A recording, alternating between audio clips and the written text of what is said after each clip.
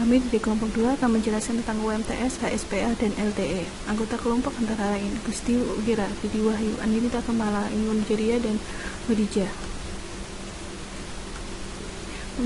UMTS, HSPA, dan LTE sendiri akan menjelaskan tentang pengertian konsep arsitektur, signaling, dan kelebihan serta kekurangan masing-masing. Yang pertama, pengertian dari UMTS. UMTS merupakan Universal Mobile Telecommunication System, merupakan generasi ketiga 3G mobile seluler pada standar GSM. UMTS menggunakan Wide Code Division Multiple Access atau WCDMA. UMTS disebut juga sebagai Wide Band Code Division Multiple Access atau WCDMA. WCDMA merupakan salah satu teknologi generasi ketiga 3G yang berbasis paket service. WCDMA memiliki wide carrier bandwidth 5 MHz sehingga mendukung high user data rate. WCDMA mendukung operasi dua mode dasar, frekuensi division duplex dan time division duplex. Yang pertama, arsitektur UMTS. Arsitektur UMTS terdiri antara elemen jaringan dari GSM fase 2, yakni GPRS dan CAML. Pada GPRS, yang terpenting bagian evolusioner SM menuju MTS adalah GPRS. GPRS memperkenalkan PS ke dalam GSM-CN dan mengizinkan akses langsung ke paket data networks.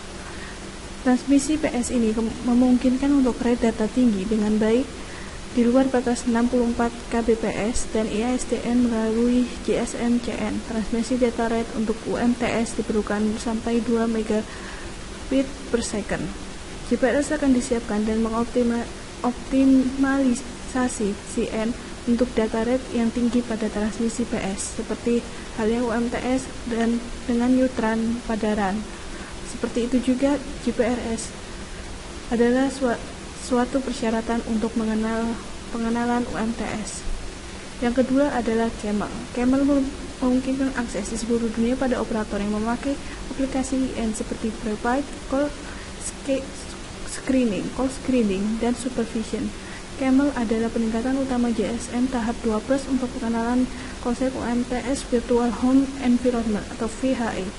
VHE adalah suatu platform dari definisi yang fleksibel koneksi dari jasa kreasi tool. Itu memungkinkan operator untuk memodifikasi atau peningkatan layanan yang sudah ada atau membuat layanan baru. Selanjutnya UMTS Terrestrial Radio Access Network atau UTRAN.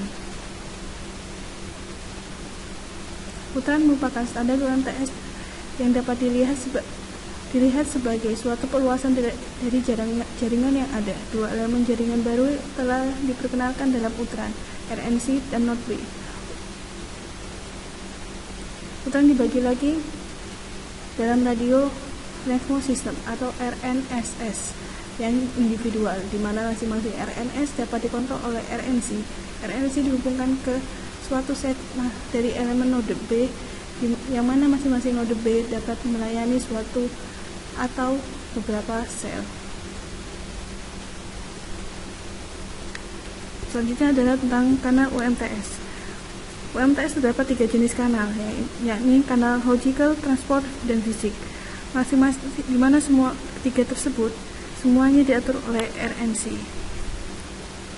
Berikut signaling dan protokol yang dimana terdapat 2 tipe, yaitu circuit switch dan packet switch. Skema lebih jelasnya dapat dilihat pada gambar. Yang terakhir tentang perangkat UMTS. Perangkat UMTS sendiri ada pada hardware BTS 3812 Huawei, subsistem kontrol NNPT dan NMON, subsistem transport dan subsistem baseband.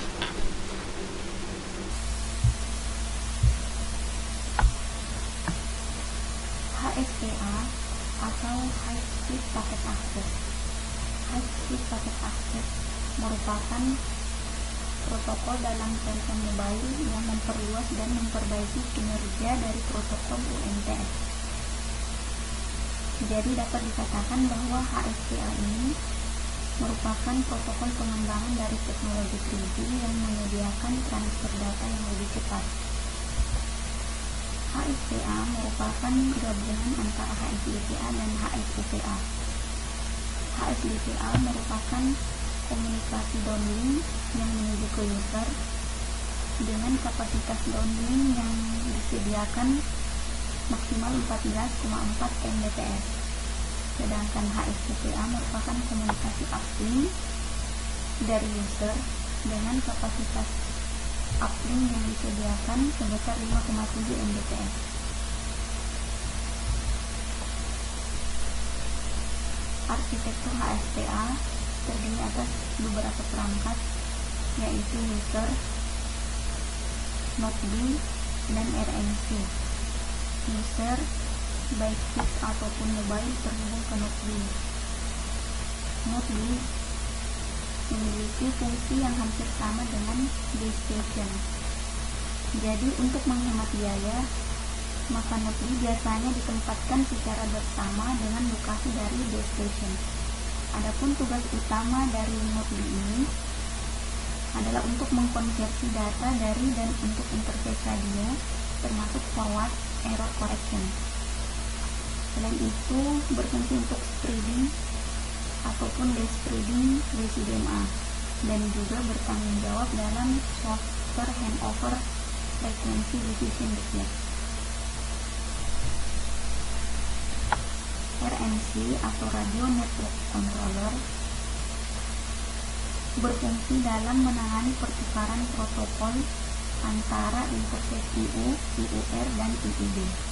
Selain itu juga bertanggung jawab untuk centralized operation dan juga maintenance dari keseluruhan RNS, di mana RNS terdiri atas beberapa node B dan beberapa RNC.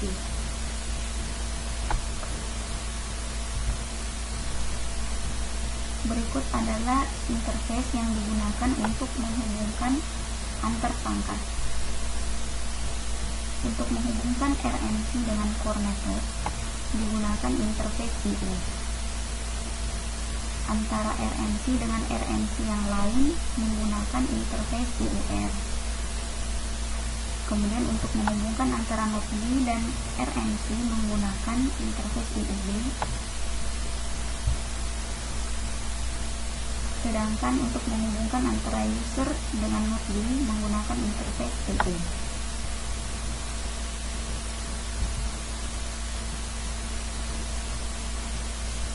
Berikut adalah beberapa infrastruktur jaringan yang dapat saling terkoneksi, yaitu GSM, GPRS, UMTS, maupun HSPA.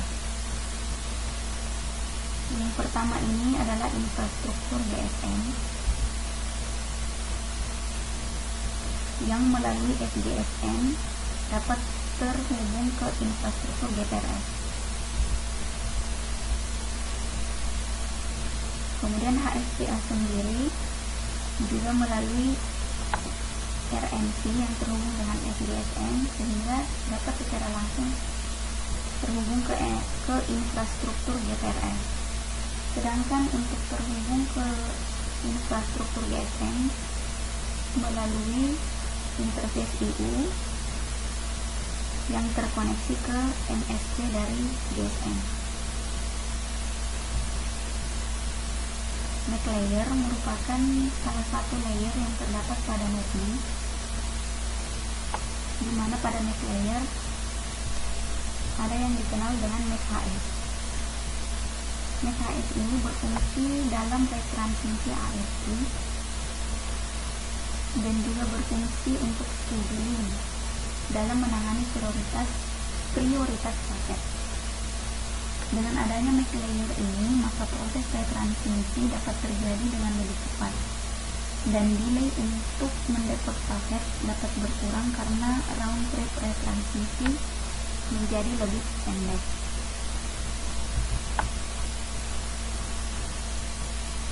Fitur pada HSPA terdiri atas beberapa, yaitu Adaptive Modulation Encoding atau ANC, kemudian Fast Acknowledgement, Fast Scheduling, dan selain itu ada HARQ, Hybrid Automatic Request, Repeat and Request, dan juga efisiensi bandwidth. Yang pertama AMC. AMC merupakan teknologi utama pada HSPA, di mana feedback dari user digunakan dalam menentukan skema coding maupun modulasi. Adapun ilustrasi dari AMC dapat dilihat pada gambar berikut. Untuk daerah yang dekat dengan node memiliki data rate yang tinggi, sehingga skema modulasi yang digunakan juga tinggi. Di gambar ini menggunakan skema modulasi 16 QAM dengan coding rate yang cukup tinggi. Untuk daerah yang sedikit lebih jauh dari node B memiliki data rate yang medium, sehingga coding rate-nya lebih rendah dari coding rate yang pertama. Namun skema modulasi yang digunakan tetap sama, yaitu 16 QAM. Kemudian untuk daerah yang jauh dari node B memiliki data rate yang rendah, sehingga skema modulasi yang digunakan juga rendah. Pada gambar ini menggunakan CPSK, begitupun dengan coding rate-nya juga cukup rendah. Untuk fitur berikutnya ada HARQ. HARQ ini merupakan protokol retransmisi yang memiliki kemampuan pengiriman kembali, pentransmisian kembali suatu data dengan cepat. HARQ ini diimplementasikan pada mesh layer. Kemudian fitur berikutnya ada fast scheduling. Fast scheduling ini merupakan penjadwalan yang cepat pada node B. Dengan fast scheduling ini, maka respon terhadap perubahan kondisi kanal akan segera dilakukan untuk menjamin kualitas layanan terhadap user. Ada 3 cara penjadwalan yang digunakan, yaitu round robin, maksimum care to interference, dan proportional phase. Kemudian fitur berikutnya adalah efisiensi bandwidth. Dengan adanya efisiensi bandwidth, maka ketika terjadi hard handover, delay yang ada dalam proses tersebut bisa dikurangi.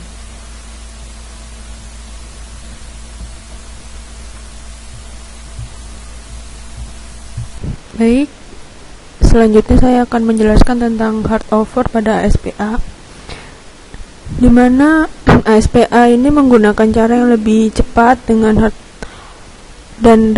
hard handover dengan teknologi yang disebut FCS atau Fast Cell Selection.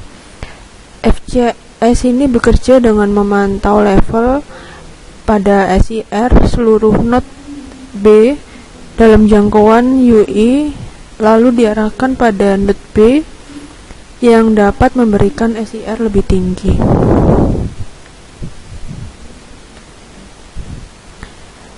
Berikut merupakan contoh dari perangkat HSPA. Ini merupakan gambar dari kabinet BTS 3812 Huawei, di mana perangkat tersebut terdiri dari perangkat hardware yang tersusun menjadi subtrak dan supply dengan tegangan DC sebesar 48 volt.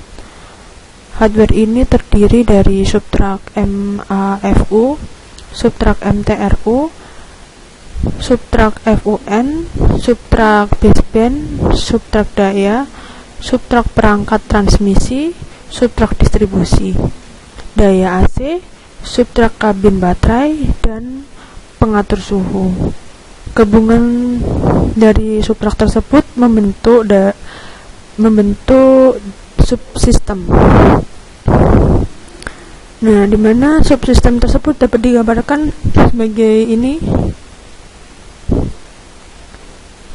Subsistem tersebut terdiri dari subsistem kontrol yang terdiri dari NMPT dan MNON, yang fungsi utamanya mengelola node B, mengatur konfigurasi node B, pemantauan status dan pengoperasian serta pemeliharaan.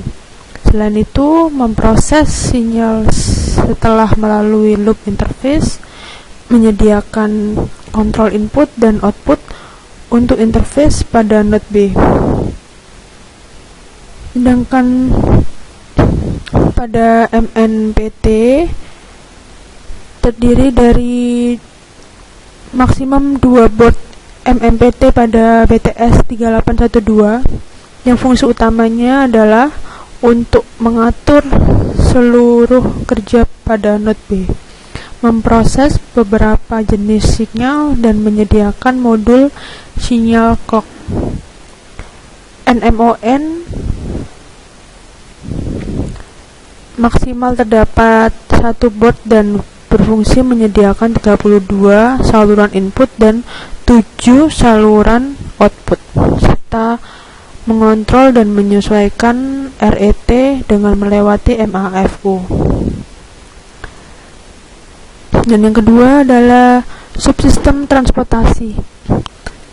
Subsistem transportasi ini terdiri dari NDTI, NAOI, dan NUTI yang fungsi utamanya menghubungkan subsistem sinyal baseband dengan subsistem kontrol melalui bus internal, mentransfer data dari bagian kontrol interface loop ke NMPT dan mentransfer data dari bagian pengguna loop interface ke HBBI atau HULP dan HDLP atau HBBI. Selain itu, berfungsi untuk sebagai jalur komunikasi node B dengan RNC.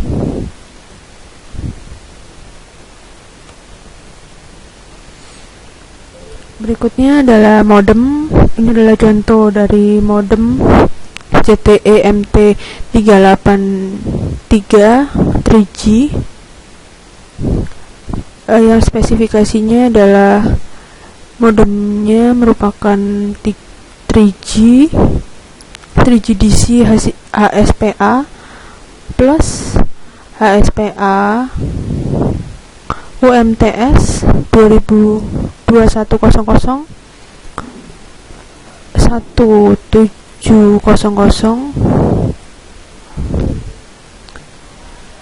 dan 2GH GPRS GSM 850 900 atau 1800 sampai 1900 MHz merupakan DC HSPA download 42 Mbps, uplink up 5,76 Mbps, interface USB 2 high speed, receive diversity DC HSPA plus UMTS, micro SD card slot menggunakan support sampai dengan 32 GB.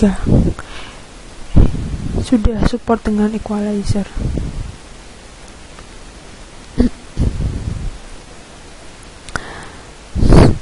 Selanjutnya ada LTE, di mana LTE merupakan atau bisa disebut dengan long term evolution. Itu merupakan sebuah nama baru dari layanan yang mempunyai kemampuan tinggi dalam sistem komunikasi bergerak. Konsep dari LTE revolusi jika ditinjau dari model bisnis dan teknologi, namun juga bisa merupakan evolusi karena dapat beroperasi bersama secara kompatibel dengan GSM dan UMTS. Berikut merupakan arsitektur dari LTE. dimana Node B ini merupakan, atau ENB ini merupakan interface dengan UI, User Equipment. Pada Node B berfungsi untuk Radio Resource Management atau RRM dan sebagai transceiver.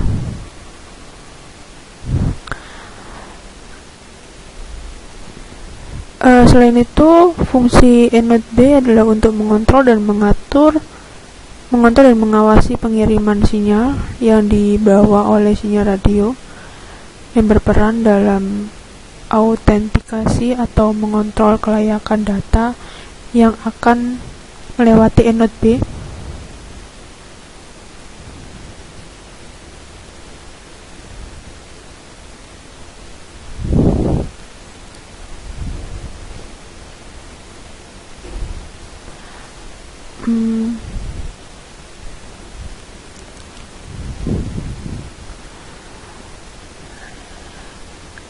Selain itu, Node B juga bertanggung jawab untuk Software Hardware FDD. Kombinasi keanekaragaman mikro bebas dilakukan.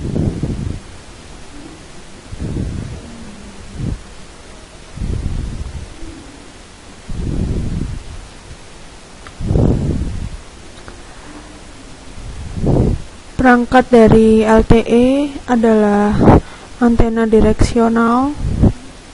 Antena yang digunakan yaitu SX-POL 1710 sampai 2170 MHz. Dual band direction panel antena. Itu adalah contoh dari model KBT65 DP15 1820 AT3.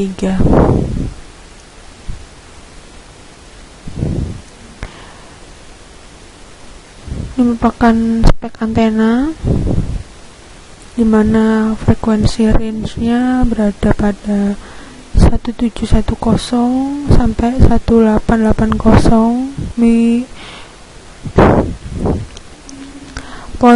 Polarisasinya kurang lebih 45 derajat. Gainnya pada frekuensi 1710 sampai 1880 berada pada gain 4 kali 16, dan pada frekuensi 1850 sampai 1990 berada pada gain 4 kali 16,3. Pada frekuensi ring 1920 sampai 2170 berada pada gain 4 kali 16,5. Electrical downtick berada pada 0 sampai 10. Half power beam width pada frekuensi 1710 sampai 1880. Pada horizontal 90, vertikal 7,5, 1850 sampai 1990 berada pada half power beam width horizontal 90, sedangkan vertikalnya 7. Pada frekuensi 1950 sampai 2170 berada pada half power beam width horizontal 88 dan vertikal 6,5.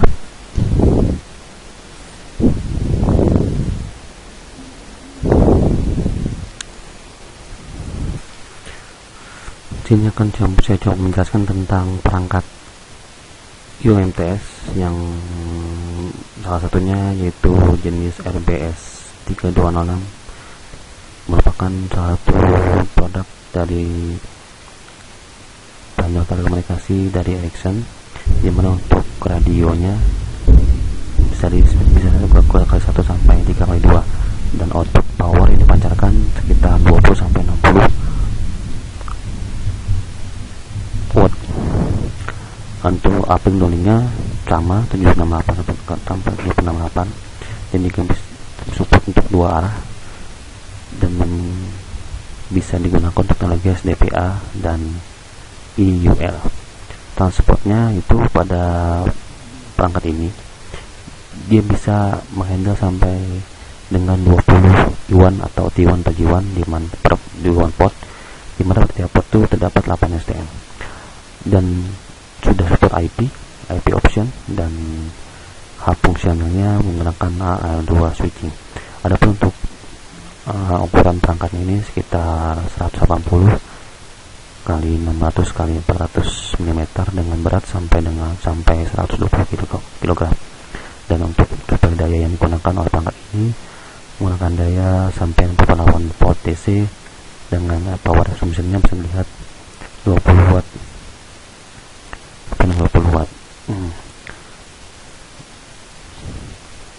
Nah, adapun untuk jenis antena yang dipasang nanti di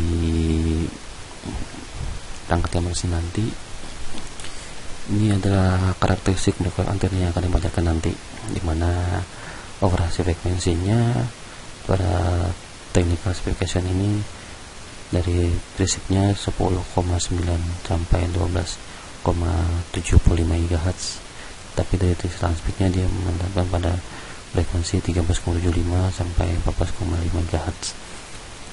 Propagasinya linear dengan beamwidth-nya bisa lihat 1,47 derajat. Untuk dari sisi receive untuk dari transmitnya 4,42 derajat. Untuk ini bisa digunakan pada suhunya min 40 sampai 140 Fahrenheit. Berat pada perangkat ini sekitar 30 kg dan suara radiasinya bisa dilihat 30 BTU 60 BTU. Adapun dalam segi kelebihan dan kekurangan dari teknologi MTS, di mana pada teknologi MTS ini merupakan suatu pengembangan atau evolusi dari teknologi sebelumnya, yaitu GSM, dengan tujuan untuk mempunyai sistem yang universal, di mana pada jaringan MTS dari pengguna bisa menggunakan loop dengan metode dual mode. Jadi ketika sinyal yang terima bagus pada sisi pengguna, dia bisa menggunakan jaringan WCDMA, tapi ketika sinyal yang terima kurang baik, maka dia akan switch otomatis ke jaringan GSM. Karena hal tersebut, sehingga teknologi ini memberikan suatu solusi yang fleksibel pada operator GSM yang sebelumnya, sehingga memudahkan pada pembagian spektrum frekuensi yang baru. Ataupun kekurangannya, ini tidak mendukung pada jenis komunikasi broadband. Adapun untuk teknologi yang barunya lagi itu teknologi SDPA, di mana teknologi SDPA ini kelebihannya yaitu bisa menampung user yang lebih banyak dibandingkan dengan teknologi GSM atau UMTS, dan frekuensi yang dipakai juga bisa lebih efisien karena dia mampu menampung user lebih banyak.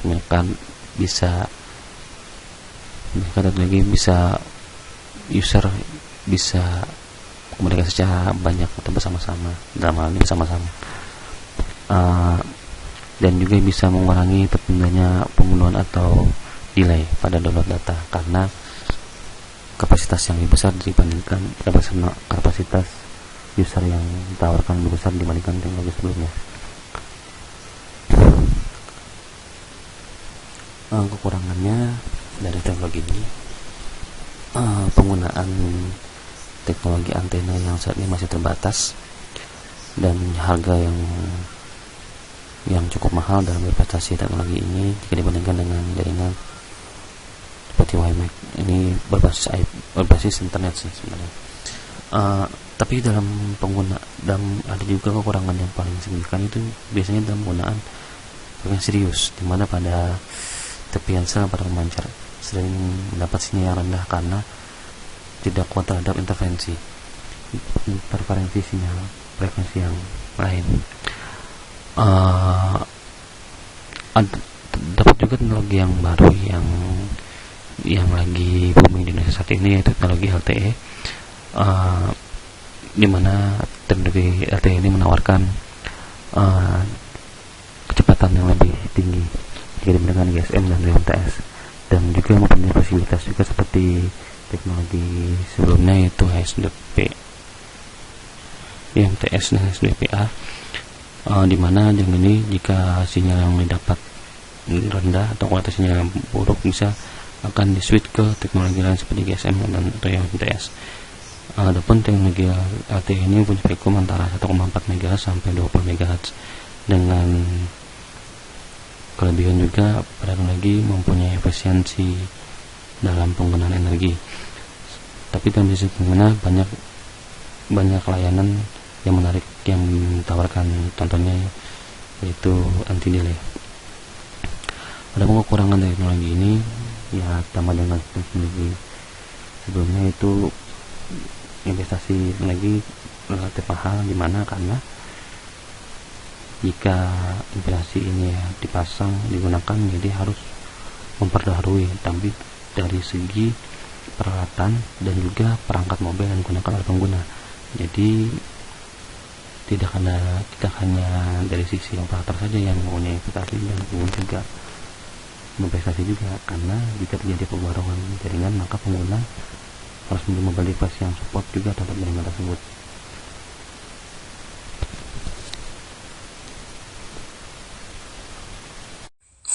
Berikutnya saya akan menjelaskan spesifikasi perangkat BTS dari UMTS dan HSPA. Kabel yang digunakan adalah BTS 3812 dari Huawei dengan penampang seperti pada gambar.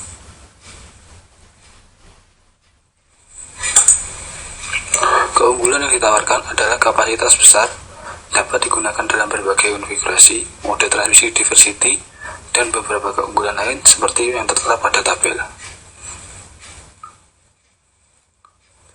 Spesifikasi lain yang dapat disebutkan pada BTS 3812 adalah mampu bekerja pada frekuensi 1920 sampai 1970 MHz untuk uplink dan 2110 sampai 2170 MHz untuk downlinknya.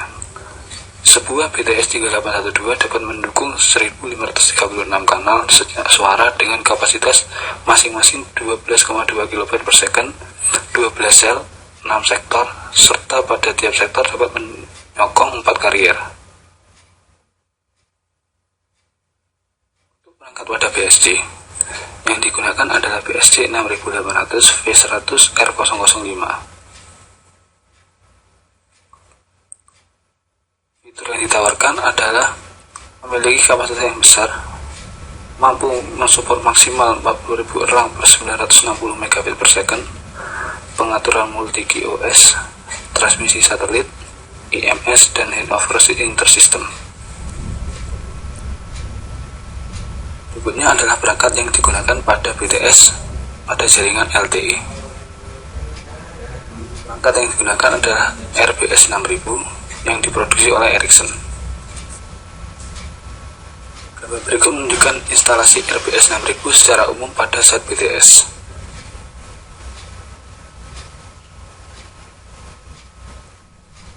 RBS 6000 terdiri dari beberapa bagian, diantaranya climate unit, radio unit, digital unit, side power, baterai, dan transmission.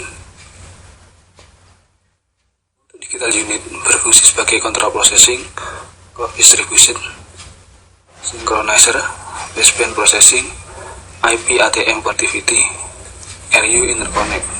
Sedangkan untuk radio unit berfungsi sebagai transceiver, application, TX-RX duplexing, TX-RX filtering, dan VSWR support. Berikut adalah contoh dari link budget performance RB6000. antena yang digunakan pada jaringan LTE adalah antena sektoral JHLTE 232714V120. Fitur yang ditawarkan adalah horizontal bandwidth yang lebar, waterproof, UV protection, dan RoHS compliant. Berikut adalah tabel yang menunjukkan spesifikasi lengkap dari antena ini. Antaranya adalah frekuensi range, yaitu pada 2300 sampai 2500 MHz untuk uplink-nya, dan 2500 sampai 2700 MHz untuk downlink-nya, dengan gain masing-masing 13,5 dBi dan 14 dBi. Sekian yang dapat kami sampaikan, kurang lebihnya kami mohon maaf dan terima kasih atas perhatiannya.